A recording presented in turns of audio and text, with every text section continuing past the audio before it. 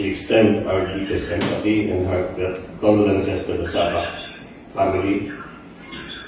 Nagsagawa na isang press conference ang lokal ng pamahalaan ng bayan ng Maramag para sa matagumpay na pagkakaaresto sa 3 suspect sa shooting incident ng Maramag PNP na naganap sa Dagumbaan, Maramag, Bukidnon. Naganap ang shooting incident noong Hulyo 8 sa mga biktimang mag-asawang senior citizen at pagtangay ng pera na nasa halagang 100,000 pesos. Sa isinagawang hot pursuit operation ng Maramag Municipal Police Station ay agad na naaresto ang isa sa mga suspect sa naganap na shooting incident kasunod sa pagkakarakip sa 2 pang suspect.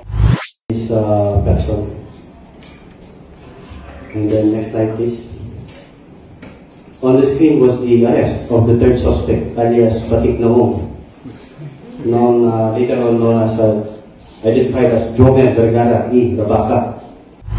Kasalukuyang nasa kustodiya ng Bukidnon PNP ang 3 suspect at mahaharap sa patong-patong na kaso. Tinitiyak lamang ng Bukidnon PNP na makakamit ng pamilya ang hustisya na nararapat sa kabila ng trahedya na nangyari.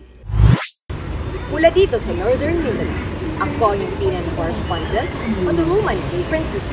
Alagad at Atas, tagataguyod ng Balitang Pulis.